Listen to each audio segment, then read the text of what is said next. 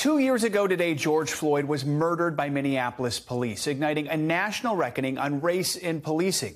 President Biden plans to mark the anniversary by signing an executive order that would reform police practices across the country after more comprehensive legislation failed to win support in Congress. NBC News Washington correspondent and the moderator of Washington Week on PBS, Yamiche Alcindor, joins us now from Minneapolis near that famous George Floyd mural. Good morning to you, Yamiche. So you've been speaking with people there in Minneapolis, including some members of Floyd's family. What are they telling you as they reflect on Floyd's legacy and impact on society?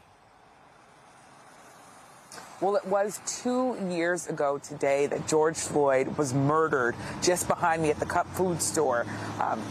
Officers kneeled on his neck for 9 minutes and 29 seconds, and the video of that killing rocked the nation and really disturbed so many Americans. And there was this real swell of feeling like the country was going to be changing and that there was going to be this large racial reckoning. And when talking to his family and talking to their lawyer, they tell me that they hope that that will continue to be his legacy, that he was someone whose death really did shake the nation. They also say that they want people to remember how he lived, the fact that he was beloved, that he had a young daughter, Gianna, who is continuing to mourn the loss of her father. But they also say that his legacy has to be changed. Listen to what Ben CRUMP, who was a civil rights attorney who was working with the George Floyd family, told me about the legacy of George Floyd.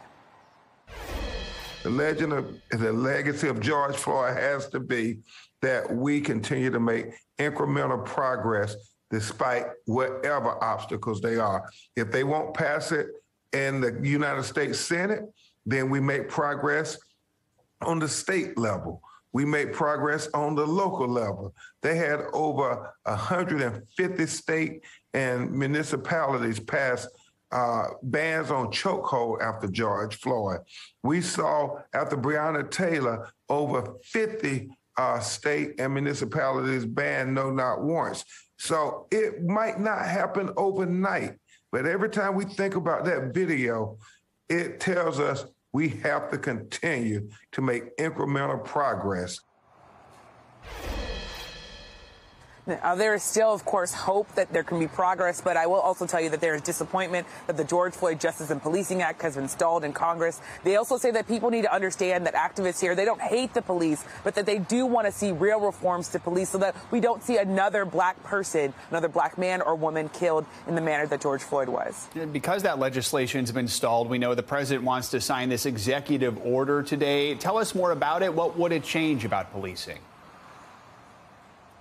Well, President Biden is going to be signing what is really a long-awaited executive order. It's going to be targeting a number of things on policing. Especially, it's going to be creating a national registry on misconduct so that police officers, when they have issues in their police department, they can't just go essentially and get hired by another police department without that police department understanding that they were the subject of a number of complaints. The other thing that it's going to do is talk about tightening restrictions on chokeholds and no-knock warrants. Of course, chokeholds were directly involved in what happened to George Floyd, but also no-knock warrants were connected to Breonna Taylor and a number of other people being killed. The other thing it's going to do is restrict the transfer of military equipment to police departments, and that's really important because people say that there are tanks in their communities that just don't need to be there. There in Minneapolis, what's the reaction to these long-awaited reforms?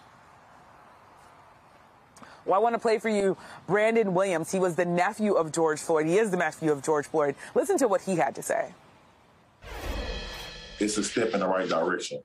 That we have some progress, but we still want the bill signed. I think an executive order is a step forward, but all in all, we want the bill. We think that we as a people deserve that.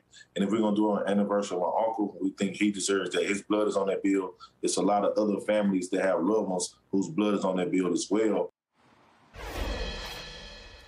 So George Floyd's family is going to be there when this executive order is signed. They're welcoming the executive order, but as you heard, they do want to see much more action taken, Joe. Yamiche in Minneapolis, thank you so much for joining us. Thanks for watching our YouTube channel. Follow today's top stories and breaking news by downloading the NBC News app.